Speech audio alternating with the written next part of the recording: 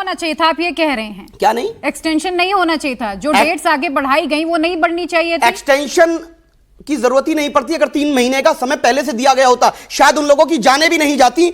और जो ये प्रक्रिया अपनाई गई है, ये पूरी तरीके से पारदर्शिता नहीं अपनाई गई। मुस्लिम बाहुल्य क्षेत्रों में, सुन लीजिए मैडम, मुस्लिम बाहुल्य क्षेत्रों में और दलित बाहुल्य क्षेत्रों में बीएलओ जो हैं वो नहीं गए हैं। और ये लिख लीजिए कि सबसे ज्यादा अगर वोट किसी का प्रभावित हुआ है, जो बाद में एड ऑन होगा, मुझे जिम्मेदारी है। और बर्डन ऑफ प्रूफ अति पिछड़ों पे जाएगा, दलितों पे जाएगा, मुसलमानों पे जाएगा। शादाब जी, आपके पास आपत्ति दर्ज कराने का पूरा 1 महीने का समय है। बर्डन ऑफ प्रूफ किस पर होगा?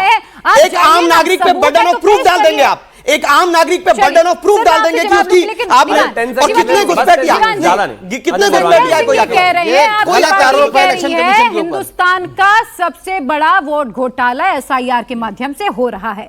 अब इसके पीछे तर्क क्या है, जरा मेरे दर्शकों को भी समझाइए। यहाँ बैठी ऑडियंस भी ये समझना चाहती, कैसे?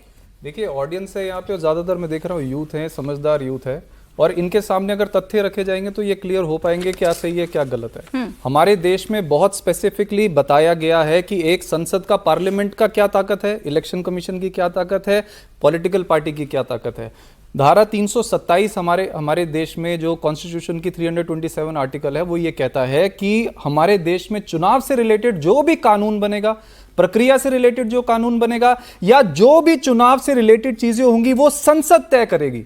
चुनाव आयोग के पास ये अधिकार ही नहीं है कि वो कुछ ऐसा कर पाए हमारे पूरे देश में। ये हमारा कॉन्स्टिट्यूशन कहता है। कोर्ट ने तो कहा उसके है बाद सुप्रीम कोर्ट ने तो कहा है। देखिए, सुप्रीम कोर्ट की कितनी रूलिंग्स को ये ऑर्डिनेंस लाके बदल देते हैं, ये आप जानते हैं। मैं कॉन्स्टिट्यूशन की बात कर रहा हूं, आप कोर्ट में जाके ये कॉन्स्टिट्यूशन को गलत साबित कर दीजिए, हम मान लेंगे।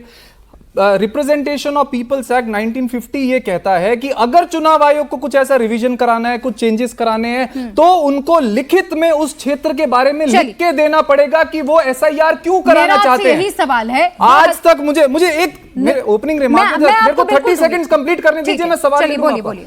ये रिप्रेजेंटेशन ऑफ पीपल एक्ट 1950 में सीनियर अधिकारी बता देंगे, ये लिखा हुआ है कि अगर चुनाव आयोग को कोई भी रिवीजन करानी है तो उनको देश में लिखित में ये बताना पड़ेगा कि वो क्यों कराना चाहते हैं। आज तक चुनाव आयोग का एक लेटर दिखा दो जो बताए कि हम देश के अंदर इतने बड़े स्तर पे एसआईआर करवा रहे हैं, उसका ये रीजन है।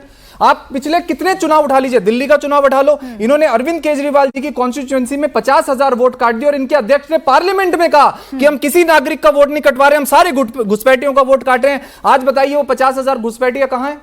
कुछ नहीं पता। इन्होंने बिहार में 80 लाख वोट काट दिए और इन्होंने कहा कि हम घुसपैठियों का वोट काट रहे हैं। ये रिकॉर्ड है और ये मुझे गलत साबित कर दें। केवल और केवल 315 घुसपैठिया पकड़े गए आज तक। समय की मांग है ना।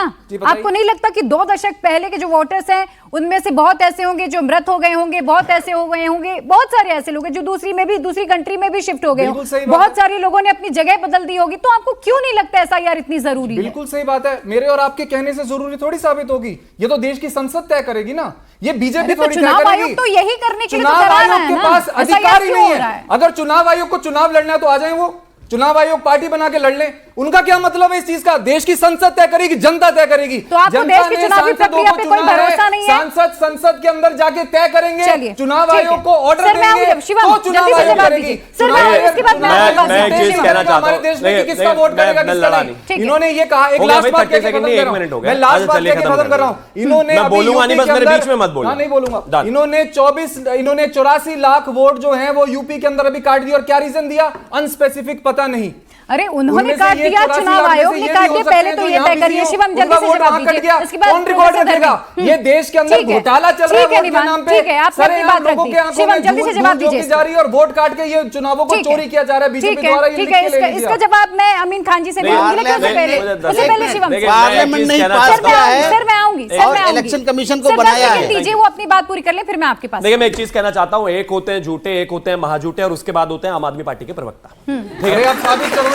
अब देखिए, अब मैं कर रहा हूं, मैंने कहा था बोलेंगे नहीं बीच में, मैंने तो साबित करो, मैंने निवेदन है साबित कर दिया। मेरा निवेदन है, मैं बीच में नहीं बोलूंगा। शुरुआत में कहा था कि मैं बीच में नहीं बोलूंगा, मैंने आपके सामने कहा था, आप सब आई विटनेस है, मैंने कहा था बीच में नहीं बोलेंगे। दूसरा एक और तथ्यों पे साबित, भैया एक काम करो, चुनौती दे रहा हूं, मुझे झूठा चुनौती स्वीकार कर ली, लेकिन सुनना तो पड़ेगा ना उसके लिए। रुकिए जरा, नहीं कर पाओगे, फिर देखिए अपने आप ही कह रहे चुनौती स्वीकार करो, अपने आप ही कह रहे नहीं कर पाओगे, बोलने भी नहीं दे रहे, परेशान भी कर पाओगे आप।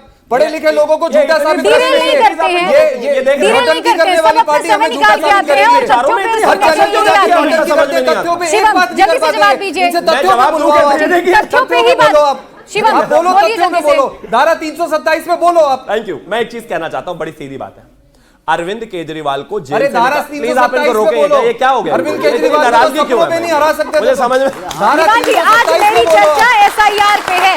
आज मेरी चर्चा एसआईआर पे है और आज मैं सिर्फ एसआईआर पे आप देख सुनूंगी रहे और हैं मेरे दर्शक डेस्परेशन भी यही कितनी सुनना है। चाहते मैं हैं। फिर से वही आता तथ्यों हूं। पे